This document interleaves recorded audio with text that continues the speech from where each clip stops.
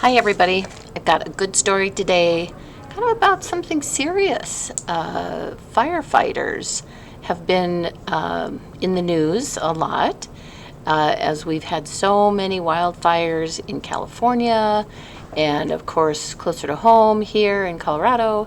And also, this time of year, we have some fires in people's homes. I just saw on the news there was one in somebody's house in Fort Collins, and sometimes things just happen, accidents happen with wiring and everything, and the firefighters who come from our stations all around Fort Collins are always busy. Their job is to get people out safely, put out the fire, and make everything safe again. They are definitely heroes among us. So I have a story today, and it's a story that was set a long time ago. It kind of became somewhat of a legend after the story, after something happened, and so I think the story is more of a legend, and it's called, New York's Bravest. It's by Mary Pope Osborne. She's also the one who wrote so many of those books that I bet you have read, the Magic Treehouse series, all those. She's also written some other books, some other fiction stories. She's quite a prolific author. But this is one that I really like, New York's Bravest. And you can see if you've done different reading in legends and folk tales, fairy tales, you'll know this is definitely one of those folk tales. New York's Bravest. This is in the memory of the 343 New York City firefighters who gave their lives to save others on September 11th, 2001. That was a day I'm sure your parents can help you remember if you have questions about that. Fire, fire, turn out, turn out, the fire bell jangled. Come on, boys, said Mose. Mose was the most famous firefighter in New York City. 8 feet tall, Mose had hands as big as Virginia hams. His arms were so strong he could swim the Hudson River in 2 strokes.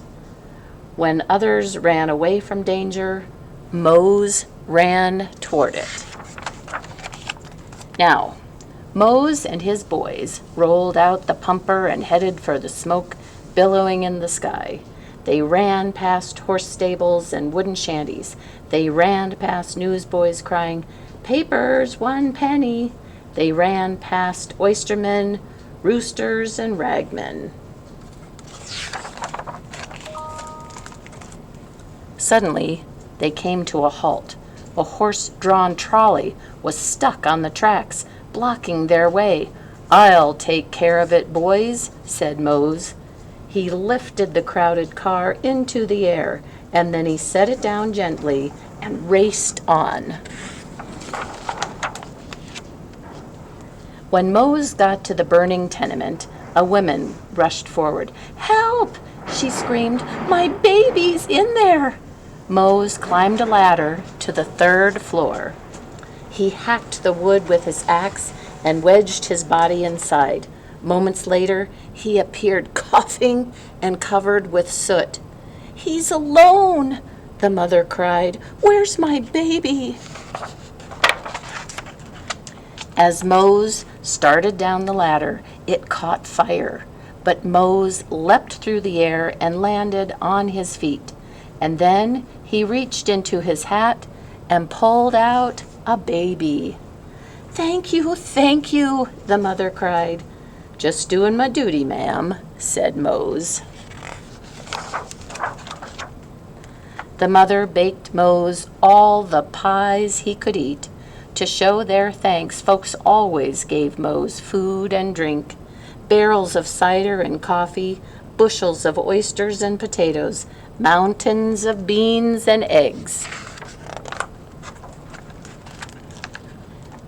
Ragmen gave him their least ragged clothes. Shoe-shine boys shined his boots.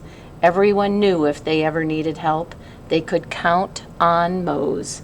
For years and years, Mose ran uptown and downtown, east and west, putting out fires in tenements, mansions, factories, and stores. He is a legend in their area, in the neighborhood where everybody knows him. One night, the fire bell rang. Fire! Fire! An eerie glow lit up the sky. Mose and his boys pulled out the pumper and raced to the piers. A fire in a hotel near the Hudson was roaring out of control. All night, Mose ran in and out of the building, rescuing bankers, bakers, shoemakers, dressmakers, preachers, and politicians. The hotel burned to ashes, but all the people inside were saved.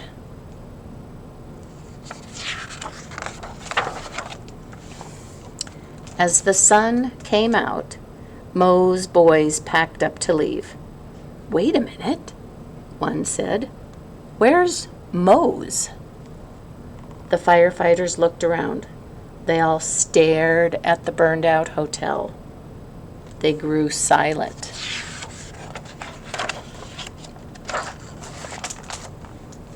"I know," one said finally. "He must have jumped in the river."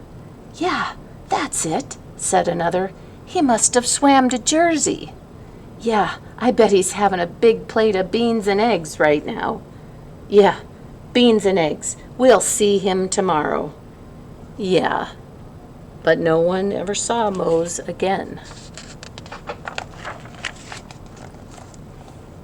It wasn't long before the rumors started. "Did you hear? Mose is driving a mule team in the Dakotas. Mose is mining gold in California. Mose is working in Washington for President Lincoln." For a long time, folks speculated on Mose's whereabouts, and then one night at the firehouse over a game of checkers, an old-timer put the matter to rest. "You know what?" he said. "Mose ain't any of them places. Truth is, Mose is right here."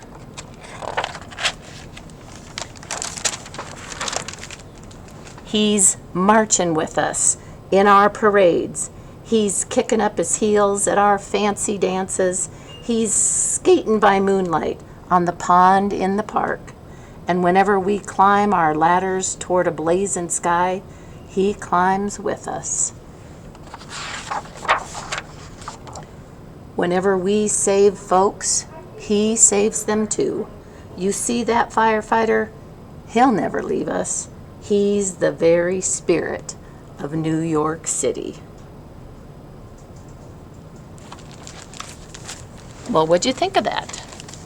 I think when you know about folk tales and legends, you will know that Mose is the things that legends are made of. And this was a great story.